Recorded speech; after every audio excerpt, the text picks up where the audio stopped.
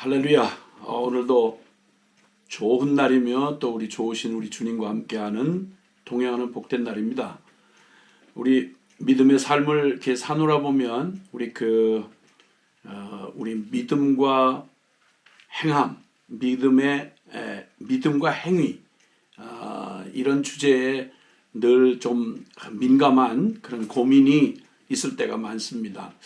기껏 믿음으로 한다고 했는데 어떤 때 보면 나의 인간적 최선이 믿음을 또 가로막았던 그러한 경험들이 또 우리의 삶에 좀 긴장을 늘 가져오게 하곤 하죠.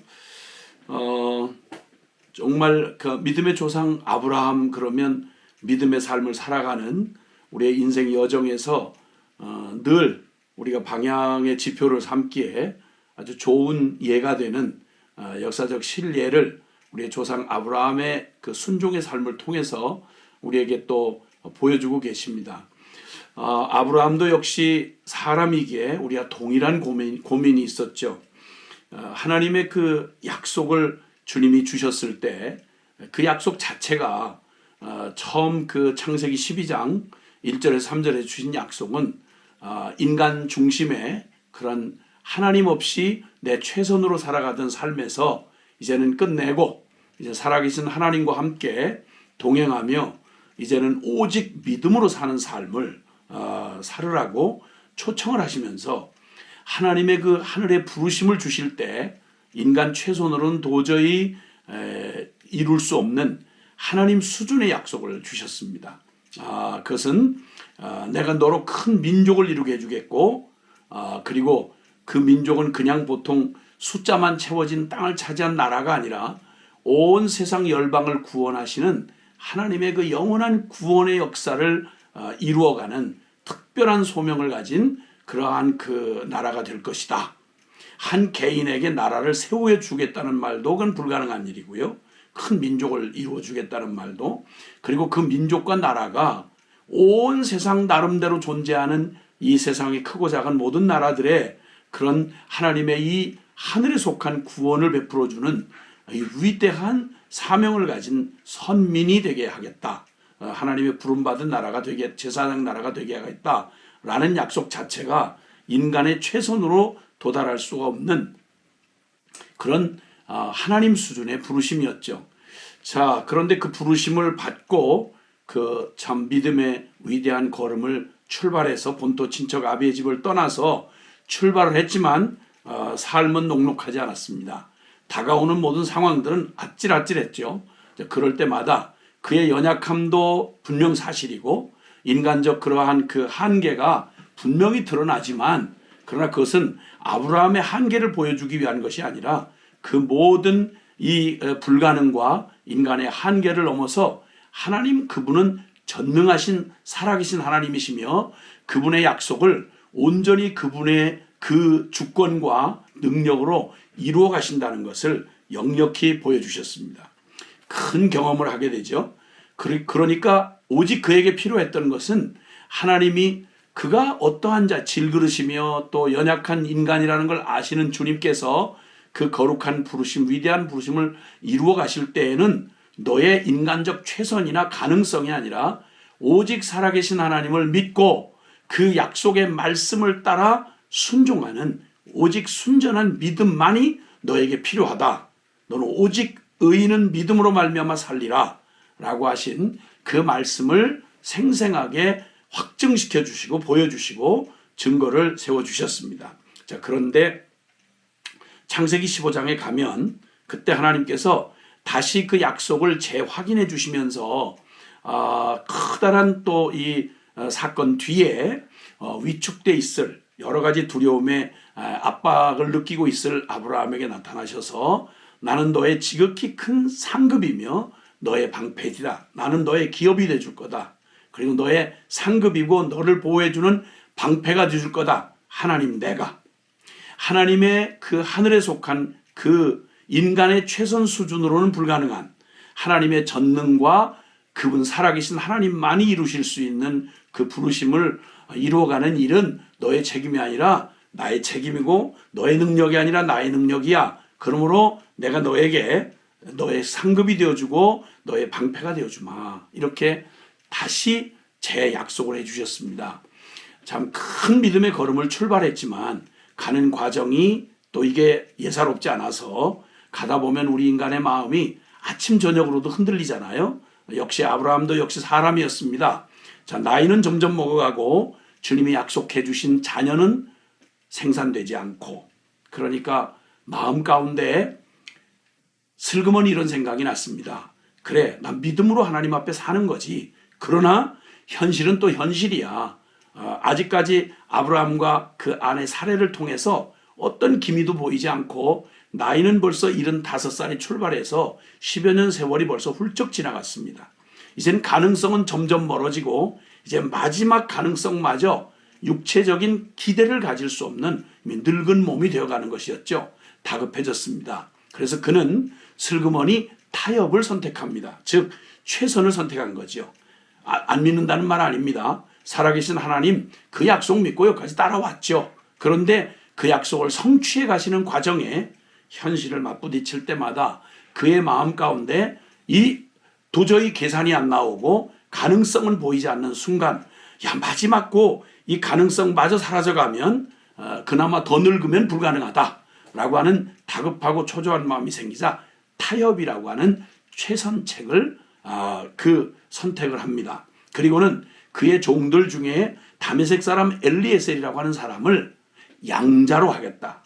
후손을 잇는 방법은 인간적인 방법 중에 최선 중에는 내 후손이 내 몸으로 날 수 없다면 그 양자라는 방법이 있잖아요. 그래서 꼭 말씀대로 물론 살지만 그 약속을 믿고 믿음의 생활을 출발하고, 안 믿는다는 거 아니지만 그래도 현실은 현실이야. 계산이 안 되잖아. 이거 마지막 기회야. 그나마 이 기회가 끊기면 그나마 시도 못해 하는 다급한 마음이 타협이라는 최선책을 하게 되었습니다. 그때 하나님은 최선이 믿음이 아니라고 하는 사실을 아주 분명하고 확실하게 가르쳐 주셨습니다. 그래서 나는 전능한 하나님이야 그러시면서 주님께서 처음 주셨던 그 부르심이 거기에 믿음 플러스 최선, 인간적인 수준의 도움을 받아서 이루어질 수 있는 일 아니라는 사실을 아주 분명하게 말씀을 해주셨습니다. 그리고 내가 너에게 준 약속은 너의 최선 정도, 인간의 최선 정도로 이루어질 수 있는 일 아니야. 하나님, 내가 그 약속을, 부르신 그 부르심을 내가 이룰 거야. 너는 끝까지 처음에도 믿음이지만 계속해서 너는 오직 믿음일 뿐이야. 오직 의인은 믿음으로 말미암아 사는 거야. 난 전능한 하나님이다. 너 문자 수정하지 말아라. 자꾸 수정하지 말아라. 내가 최선을 다해서 산 걸 믿음이라고 생각하지 말아라. 너의 최선의 도움을 받아서 하나님의 부르심을 이룰 수 있는 그런 수준의, 인간 최선의 수준이 아니다. 하나님이 하늘의 부르심을 우리에게 주신 것은, 복음 안에 우리 하나님이 주신 약속은요, 인간의 최선이나 능력이나 또 그 어떤 집단적인 힘을 의지해서 최선이라는 방법을 이루어질 수 있는 게 아니었습니다. 양자라는 최선의 방법을 쓰려던 그에게 주님이 나타나셔서 분명하게 말씀하십니다. 난 전능한 하나님이다. 그리고 약속한 대로 아브라함 그리고 너의 아내 사례를 통해서 내 몸을 통해서 태어날 자, 즉 인간의 최선의 가능성에 달리지 아니하고 약속하신 하나님이 그 약속을 이루어 가신다는 오직 믿음으로만 받을 수 있는 바로 그 자녀, 약속의 자녀, 믿음의 후사, 그것이 바로 내가 약속한 그 큰 민족을 이루겠다고 하는 약속의 증표가 될 것이다 라고 주님이 말씀하십니다. 꼭 말씀대로만 믿는 거냐? 라고 반문하고 싶어 합니다. 예, 그렇습니다. 하나님을 믿는다는 말은 전능하신 하나님과 그가 살아계신 것과 그가 약속해 주신 말씀을 그분의 능력으로 이루실 것을 믿는 믿음을 말합니다. 다른 방법이나 인간적 가능성을 가미하려고 하는 이런 유혹 말이죠. 안 믿는다는 거 아니야. 믿는데, 말씀대로 믿는데 어떻게 말씀대로만 그럴 수 있겠나. 좀 적당하게 타협하고 표준을 여기 우리 현실에 맞게 낮추고, 이런 강력한 유혹이 우리의 믿음의 삶을 흔들어대면요, 도전하면, 그러면 슬그머니 우리는 그 부르신 하나님을 바라보았던 첫 믿음에서 슬그머니 뒷걸음질 치게 되는 겁니다. 그때 주님께서 아브라함에게 나타나셔서 분명히 말씀하시죠. 난 전능한 하나님이야. 나의 약속은 말씀 그대로다. 믿는다는 말은 그 약속을 그대로 이루시는 하나님만을 믿는 것이지 거기다 플러스 최선이 아니다. 주님께서 오히려 처음 하신 약속, 너와 내 아내 사레를 통해 하늘의 별과 같이 내 자손이 바다의 모래같이 많게 되리라.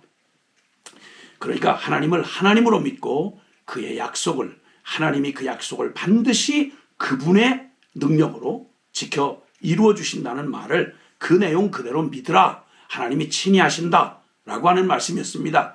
이때 정신을 바짝 차리고 타협 제안을 슬그머니 이제 내려놓고, 그리고는 창세기 15장 6절에 아브라함이 여호와를 믿음에 그 믿음을 의로 여기셨더라. 맞아, 바로 그 믿음이야. 최선이 아니야. 이렇게 분명하게 가르쳐 주셨습니다. 자, 나의 가능성, 나의 최선 0%. 그리고 오직 하나님과 그의 약속만을 100% 믿는 믿음. 이것이 바로 믿음이라. 그러니까 믿음이 무엇인지를, 누구를 믿으며 어떻게 믿는 것인지를 아주 분명하고 대조를 통해서 분명하게 보이셨습니다.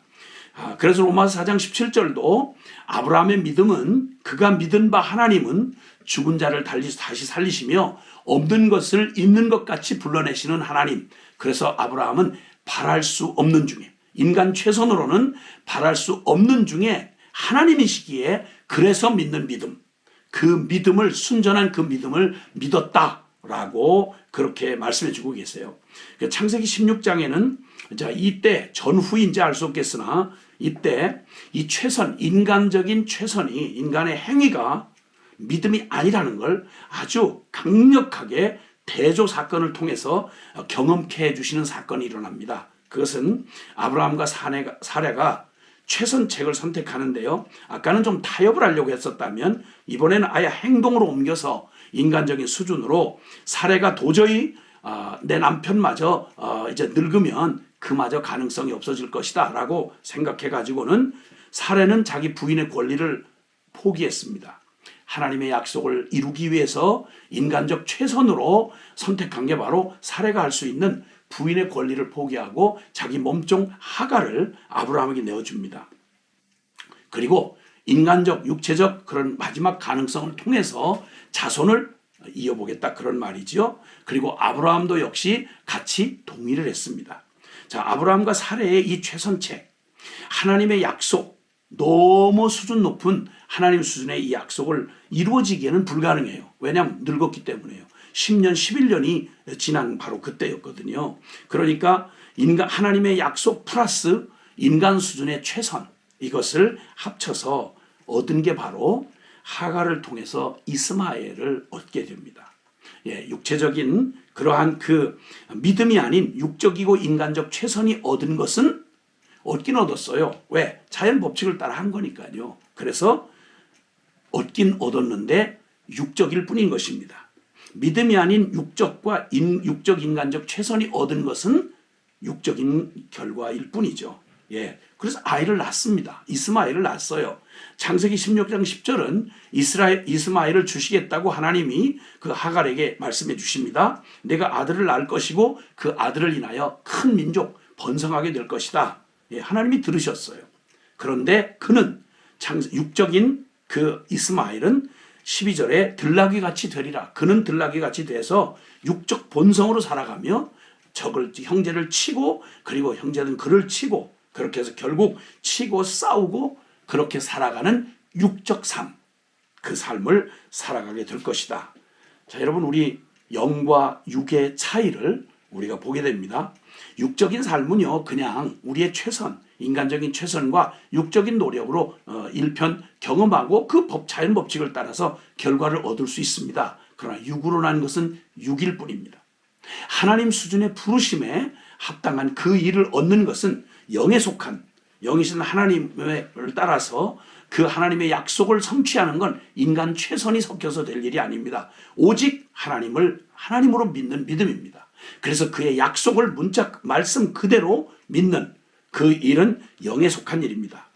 하나님의 약속을 따라 난 이삭이 결국 불가능한 가운데 오직 하나님 전능한 하나님이 아브라함과 사라의 육적인 가능성이 아니라 그 모든 경수가 그치고 아브라함은 늙고 불가능했을 때 모든 사람이 보기를 저건 하나님이 하셨다. 신적인 권능이다.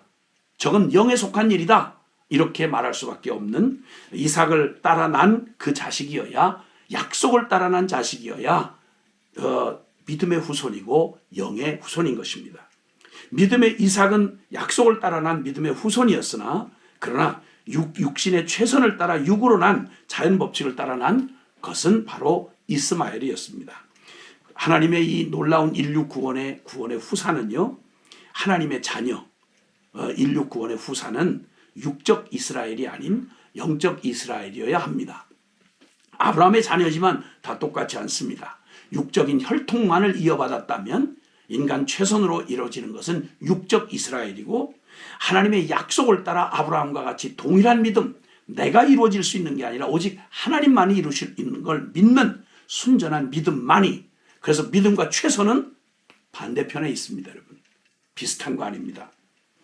로마서 2장 28절에서 29절에도요, 누가 참 이스라엘이냐, 진정한 할례가 육신의 한 할례가 할례냐? 아니다.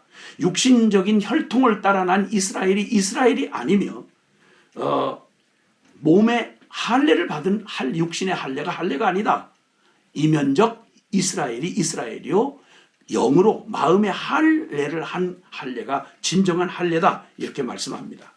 영으로 진리로 거듭난 영의 사람, 영으로 인도함을 받고 영의 열매를 맺는 자, 즉 육의 최선이 아닌 오직 살아계신 하나님을 믿는 믿음으로만 구원을 얻고 그 믿음으로만 받은 구원을 성령 따라 살아가는, 최선이 아니라 인간의 가능성을 따라가서 하는 게 아니라 오직 믿음으로만 하나님의 약속을 따라 주님 앞에 영을 따라 순종하는 자에게 이루어지는 삶이 바로 육의 최선의 삶이 아니라 오직 믿음으로 영의 삶을 사는 신앙생활, 영의 삶이라고 하는 것입니다.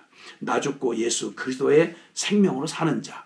로마서 8장 1절에서 4절은 이렇게 그러므로 그리스도 예수 안에 있는 자에게는 결코 정죄함이 없나니 이는 그리스도 예수 안에 있는 생명의 성령의 법이 죄와 사망의 법에서 너를 해방하였습니다. 율법이 육신이 연약하여 할 수 없는 그것을 하나님은 하시나니 곧 그 아들을 죄 있는 육신의 모양으로 보내어 육신의 죄를 정하사 육신을 따르지 아니하고 영을 따라 행하는 우리에게 율법의 말씀이 이루어지게 하려 함이라. 할렐루야. 우리에게 주신 하나님의 부르심은요, 땅에 속한 게 아닙니다. 육신에 속한 게 아닙니다. 하나님 수준 아니고는 인간의 최선으로는 꿈도 꿀 수 없는, 흉내도 낼 수 없는 우리의 구원도 그렇고요, 우리의 거룩한 성화의 삶도 그렇고요, 우리의 거룩한 그 교회도, 그리고 선교 사역도, 이 땅에 살아가는 우리의 말씀 따라 살아가는 이 모든 영의 삶, 성화의 삶이 절대 우리 최선으로는 불가능합니다. 그래서 로마서 1장 17절에는 복음에는 하나님의 의가 나타나서 믿음으로 믿음에 이르게 하나니 기록된 바 오직 의인은 믿음으로 말미암아 살리라 함과 같으니라. 오직 의인은 믿음으로 말미암아 살리라 함과 같으니라. 예, 이삭과 이스마엘, 영의 약속을 따라 난 자식, 그리고 육을 따라 난 아들, 하나님의 약속과 최선, 이것이 어떻게 대비되는지를 주님은 또 우리 진리 안에서 분명히 말씀해 주십니다. 예, 오직 의인은 믿음으로 말미암아 살리라. 할렐루야. 오늘도 오직 믿음으로 승리하는 우리 모두가 되십니다. 아멘.